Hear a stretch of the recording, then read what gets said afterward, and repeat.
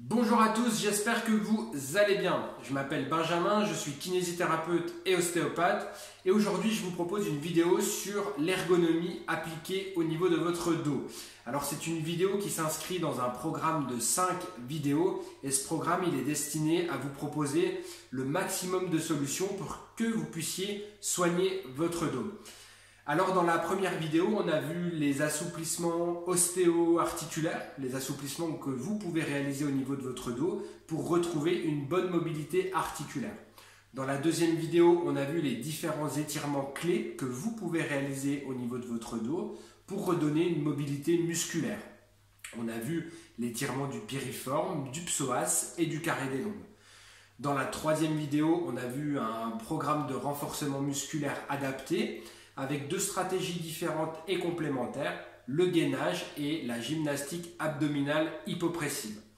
Dans la vidéo d'aujourd'hui, on voit l'ergonomie et dans la vidéo suivante, je vais vous proposer différentes stratégies pour traiter votre sciatique et votre cruralgie puisque de nombreuses personnes ont un mal de dos qui s'associe à une cruralgie et à une sciatique.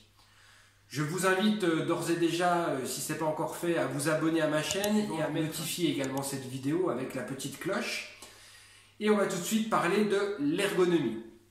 Alors l'ergonomie, telle qu'elle est perçue par la majorité des gens, c'est comment est-ce que l'on porte une charge correctement au travail ou à la maison pour ne pas se faire mal au dos. Eh bien on va voir que c'est pas seulement ça l'ergonomie et que finalement elle s'applique dans bien des domaines de notre vie.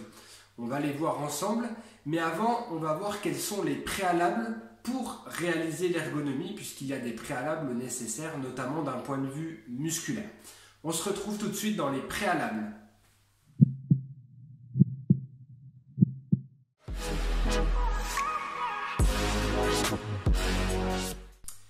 Alors, avant de parler des prérequis nécessaires au niveau de la stabilité musculaire pour avoir une bonne ergonomie, on va d'abord définir ce que c'est que l'ergonomie pour que ça soit clair pour tout le monde. L'ergonomie, ça va être la capacité de positionner votre dos dans une position économique, que ce soit dans le mouvement, c'est-à-dire dans l'effort, ou que ce soit dans la posture, c'est-à-dire dans l'immobilité. Voilà ce que c'est que l'ergonomie. Pour ce faire, il faut qu'il y ait 2 zones de stabilité au niveau de votre corps, c'est le dos et les membres inférieurs. Alors au niveau du dos, il faut une bonne stabilité et une bonne mobilité. La mobilité passe par les assouplissements que je vous ai donnés dans la première vidéo de ce programme.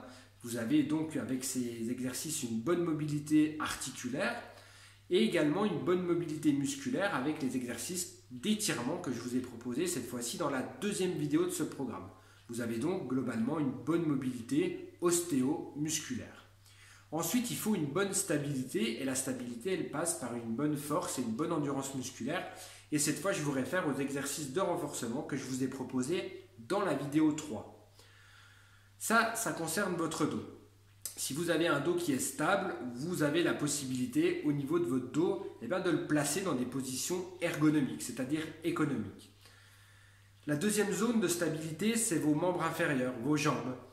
Pour que cette zone soit stable, il faut qu'elle soit suffisamment forte pour travailler quotidiennement et finalement soulager votre dos. C'est-à-dire qu'aussi bien dans les postures que dans les mouvements d'effort, il va falloir privilégier les mouvements de vos membres inférieurs pour éviter de sursolliciter votre dos. Par exemple, si je me baisse pour ramasser quelque chose, évidemment, je vais essayer de faire travailler mes jambes en premier et le plus longtemps possible pour économiser mon dos. Du coup, je vais faire travailler mes jambes en flexion et cette flexion va nécessiter un renforcement suffisant de mes muscles quadriceps ischio-jambiers et également de mes stabilisateurs de bassin, notamment les moyens fessiers. Du coup, mes jambes travaillent en dynamique et avec une bonne stabilité de mon dos, je maintiens mon dos dans une position ergonomique économique. Je vous propose de vous montrer un exercice de renforcement des ischio-jambiers quadriceps et un exercice de renforcement des moyens fessiers, ce qui vous permettra, si vous avez une faiblesse au niveau de vos membres inférieurs, de réaliser ces exercices à la maison. Alors, je vous propose de commencer par un exercice de renforcement des cuisses, des quadriceps et des ischio-jambiers, surtout des quadriceps.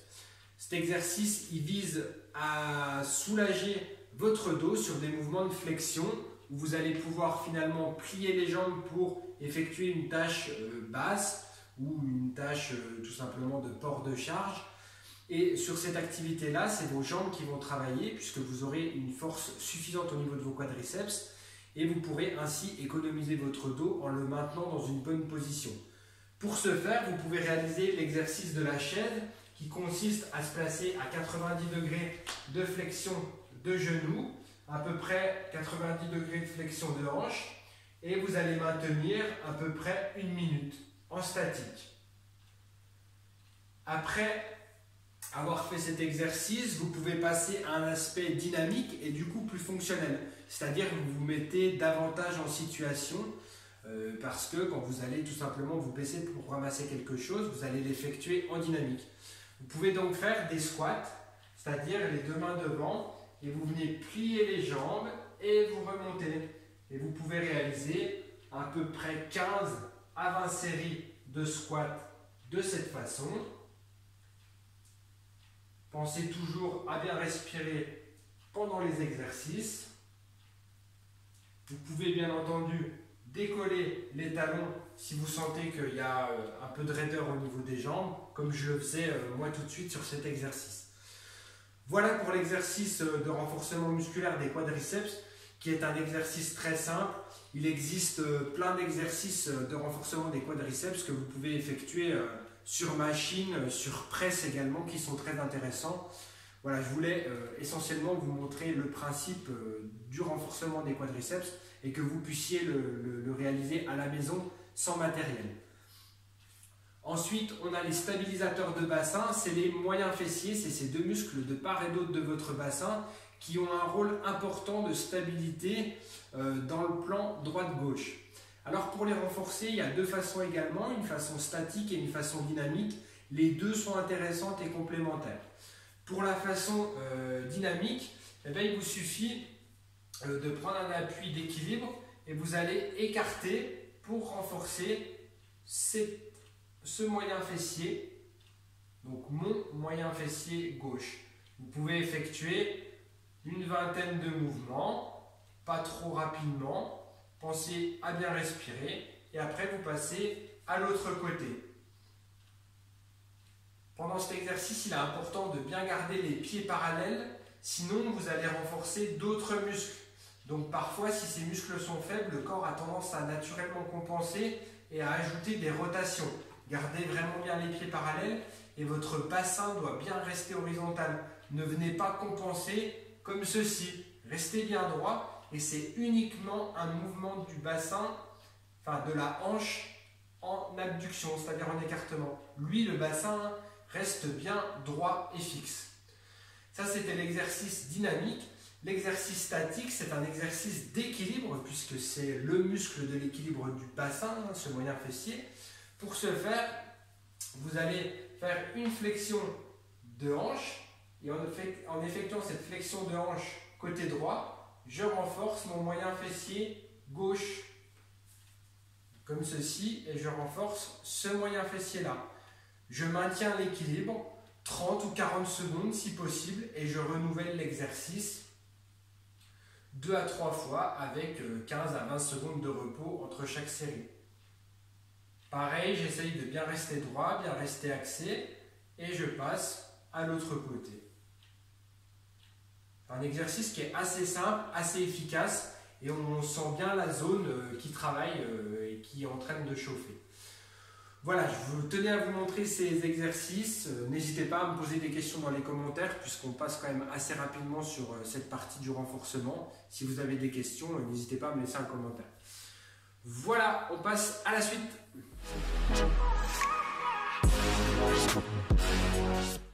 Alors, on vient de voir les prérequis en termes de stabilité musculaire qui sont nécessaires pour avoir une bonne ergonomie. On a vu qu'il fallait avoir une bonne stabilité musculaire au niveau du dos et également au niveau des membres inférieurs et en particulier sur certains muscles.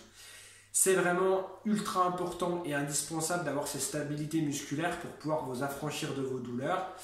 Si ce n'est pas le cas, il faut vraiment que vous passiez par les exercices au niveau de votre dos que je vous ai proposé dans la vidéo 3 et au niveau des exercices des membres inférieurs que je viens de vous proposer.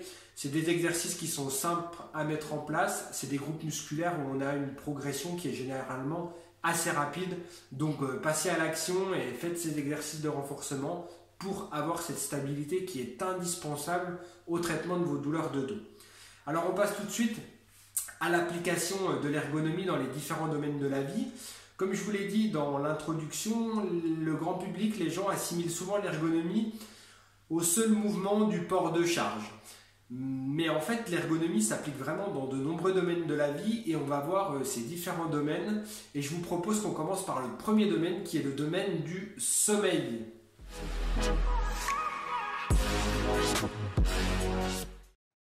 Alors, on passe au domaine de la vie du sommeil où on va appliquer l'ergonomie. Alors, sachez qu'on passe un tiers de notre vie à dormir. Alors, l'ergonomie, forcément, dans notre position de sommeil est très importante. Favoriser une position sur le dos ou sur le côté, la position sur le ventre est plutôt à proscrire puisqu'elle va placer notre rachis cervical dans une position de rotation asymétrique. Ensuite, au niveau du matelas, du sommier et de l'oreiller ergonomique, il y a des choix intéressants à faire, je vais vous les donner.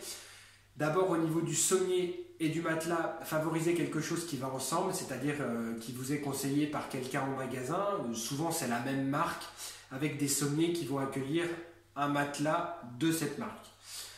Au niveau de la composition, que ce soit au niveau de l'oreiller ergonomique ou du matelas, il faut favoriser le mémoire de forme en synthétique et en matériaux naturels, plutôt le latex. Et en plus, le latex va vous apporter des propriétés biologiques, antifongiques, antibactériennes et anti-allergiques qui sont très intéressantes. Moi, je suis adepte du latex puisque le latex naturel, je trouve qu'il est biologiquement très intéressant pour notre santé. On passe un tiers de notre vie en contact avec notre matelas et avec notre oreiller. Donc pour moi, qu'il ait des propriétés biologiques, c'est indispensable. Après, en synthétique, le mémoire de forme, c'est le top du top. Au niveau du choix de votre matelas, c'est un choix qui reste personnel. Il faut aller les tester et les essayer en magasin. Ça dépend de votre gabarit, ça dépend de votre poids, ça dépend de votre préférence et de votre morphologie au niveau de votre dos. Sachez que les points d'appui principaux doivent se situer au niveau des épaules et au niveau des hanches. Votre colonne vertébrale doit être dans une position non pas d'appui mais de repos posé sur ce matelas. Je vous conseille d'aller en magasin de literie, vous vous couchez sur les matelas et vous regardez le confort que vous avez et prenez un peu de recul et dites-vous que vous n'allez pas y passer 5 minutes, que vous allez y passer la nuit. Donc est-ce que vous vous imaginez passer une nuit sur ce type de matelas ? Globalement, les matelas trop mous sont à proscrire, favoriser des matelas qui ont quand même une certaine fermeté. Après, les trop fermes ne conviennent pas à tout le monde, donc essayez les gammes semi-fermes et fermes. Pour l'oreiller ergonomique, c'est les mêmes composants que pour le matelas, mémoire de forme avec personnellement une préférence pour le latex biologique. Et puis ensuite, je vous ai fait une vidéo spécifique. Il y a un choix de hauteur d'oreiller ergonomique en fonction notamment de votre position d'endormissement. Voilà pour le domaine du sommeil.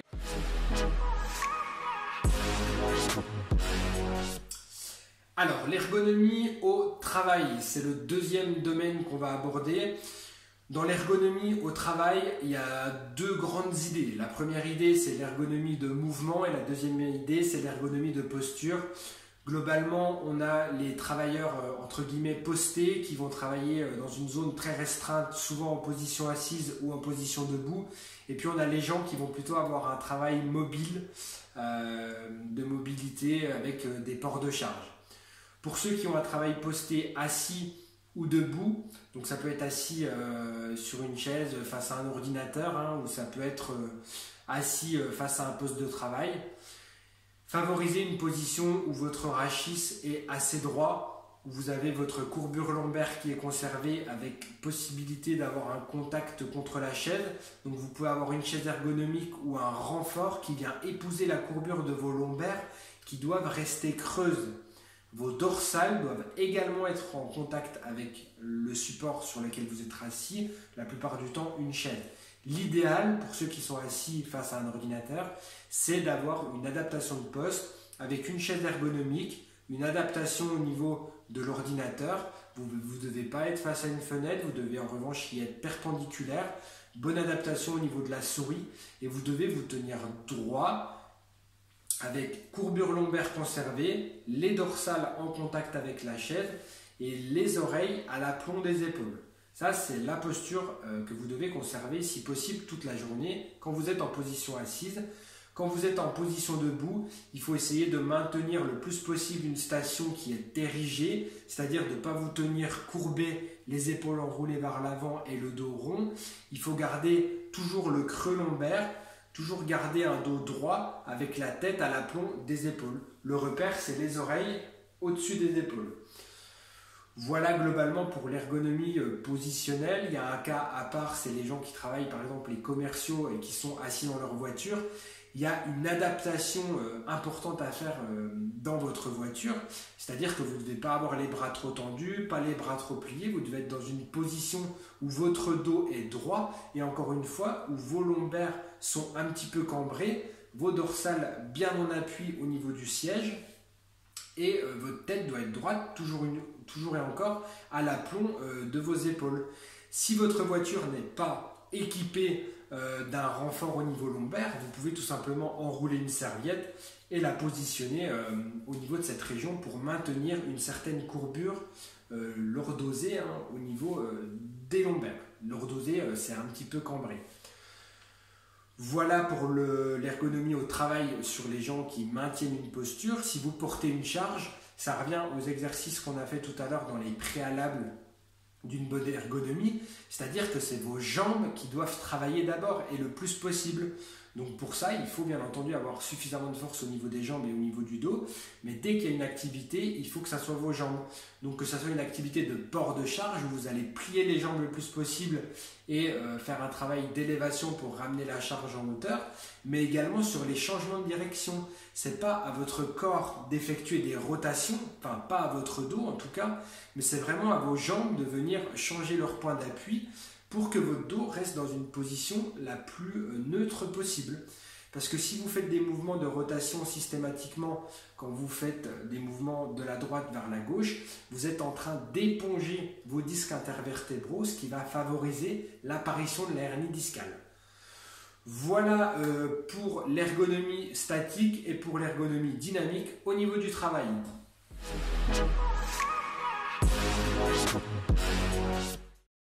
Alors il y a également le domaine du sport dans lequel s'applique l'ergonomie. J'espère que vous êtes concerné par ce domaine-là. Ça veut dire que vous faites de l'activité sportive. Alors dans ce domaine-là, il y a deux idées sur lesquelles l'ergonomie peut s'appliquer. La première idée, c'est l'équipement. L'équipement doit être ergonomique et adapté à l'activité que vous réalisez. En fait, il doit être adapté à l'activité et adapté à vous-même.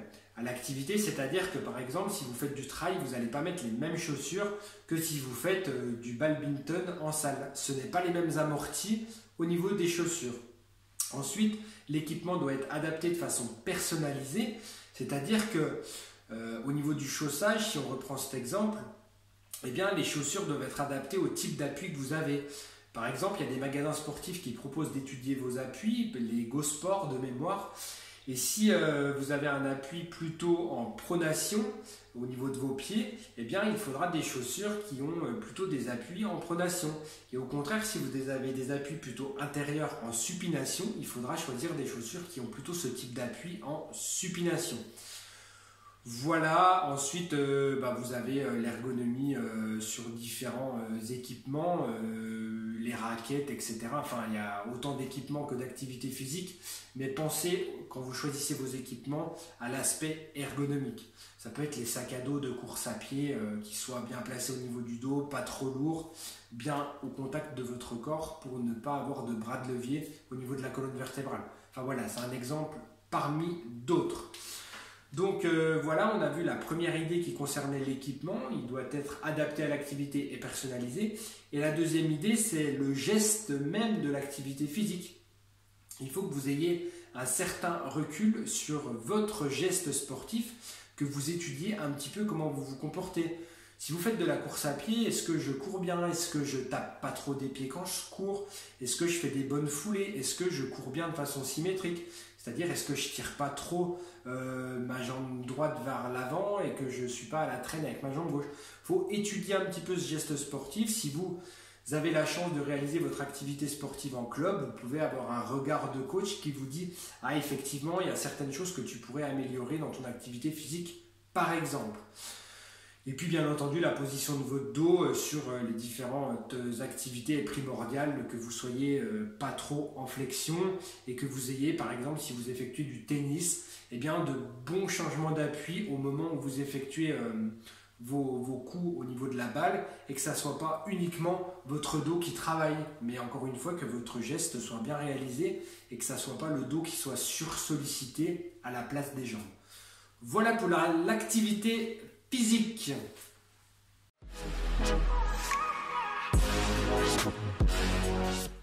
Alors il y a un dernier domaine dont je voulais vous parler qui concerne l'ergonomie, c'est le domaine de la vie quotidienne avec les différentes tâches que vous pouvez réaliser à la maison, le bricolage, le jardinage, le ménage, enfin toutes les activités que vous réalisez finalement chez vous à la maison.